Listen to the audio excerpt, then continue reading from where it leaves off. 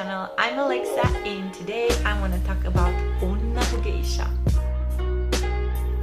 Onna means literally woman warrior. In the past, in Japan, women were generally divided into noble women and peasant women, but there was a third class, the Onna Bugeisha. Those families were upper class of samurai, and the women born inside these classes were themselves warrior. They had to use katana and kaiken as swords, of course, but they also had a specific weapon designed for women, the naginata. Amazing, right? Women were not only in charge to protect their household, teach their children how to fight, but also were able to fight side by side with their husbands in the fields. A pretty open mentality for the time, I would say. There are some important figures in the history of the Onna Bugeisha. Few of them are, for example, Empress Jingu, Tomoe Gozen, Nakano Takeko, or Hojo Masako. These are just few of the famous examples of Onna Bugeisha. These women were raised in warrior families, and they were warriors themselves. Now let's talk a bit about the woman figure in Japan and her importance. Well, we have few examples of women in charge of power. For example, Japan has 8 official empresses in the history. The first one to be empress was Empress Jingu. Her full name was Jingo Kogo, and there are stories saying that she fought for the conquest of Korea while she was pregnant. And despite the fact that her existence is in between history and legend, she was one of the first female to be represented on the Japanese currency. Another important figure as a samurai woman is Tomoe Gozen. Well, Gozen means lady, so Lady Tomoe. She is one of the most popular and well-known female figure in Japan history and Japan legendary, and appears as protagonist in at least one kabuki comedy called Onna Shibaraku. Lady Tomoe was famous as a swordsman, a skilled horseman, and a superb archer. The Heike Monogatari, for example, goes on to say that Tomoe was one of Yoshinaka's last 5 warriors, standing at the end of Awazu battle, and that Yoshinaka, knowing that the death was near, pushed her to flee, but instead she stayed and died together with her husband in the battlefield. Sono is another important figure that after her death was represented in many kabuki plays because the story was pretty amazing. Her father was a swords master, but he and another daughter were found killed one day. Also, her nephew's body was gone, so she of course thought they were killed all 3 together.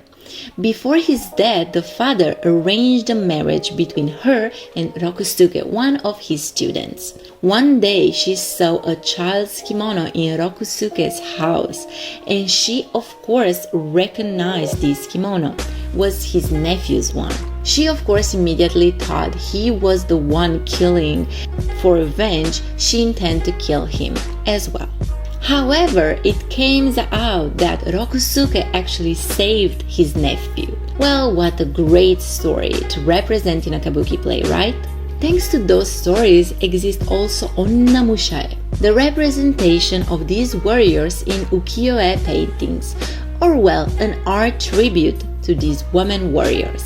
Let's take as example Hokusai. He tends to represent those warriors in typical Japanese kimono while pouring sake from the komodaru. The komodaru is the typical traditional Japanese barrel of sake, and it's extremely heavy. Well, of course, this barrel has a story as well, but I will tell you in the next video. In the past, the figure of the woman was very different than now.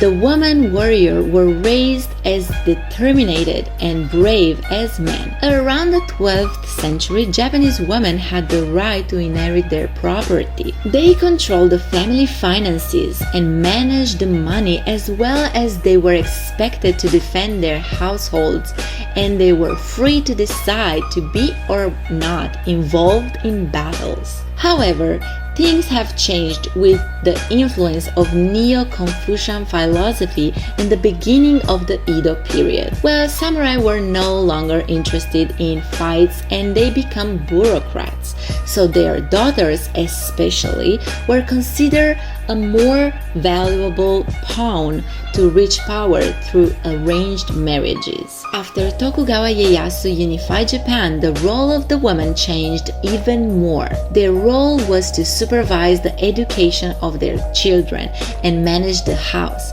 so the Onna Bugeisha figure decreased significantly. It was also hard for them to travel.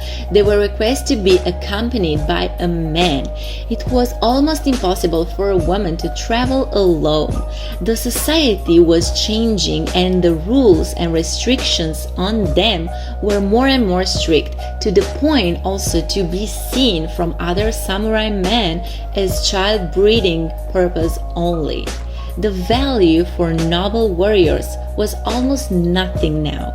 So that reality unfortunately changed. Let's take a step back and look to a proof of what kind of honor code the wives had. You might all know about seppuku. Seppuku was the way how a samurai was actually purifying their souls and asked for forgiveness when they betrayed or disappoint someone. But there's more you might not know. At the beginning, I mentioned some of the weapons that women used to use, and there was kaiken. Kaiken is actually a small dagger. The samurai and bushi wives always had to carry kaiken with them. These weapons were not typically used for defense, but they were carried in case it was necessary to perform the jigai. The jigai is actually a ritual suicide that involves cutting one's throat, like an open harakiri reserved for men. It was considered to be more honorable than to be caught and become a rape victim, which will bring dishonor to the family name. Impressive, right?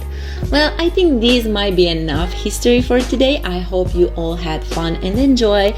Don't forget to leave a comment if you like this video or you want to hear more, and subscribe to my channel. I will do soon a video about this komodaru because it's a really interesting item you might know about before going to Japan, because you will see that everywhere and it's really interesting to know more about. So see you next time. Bye.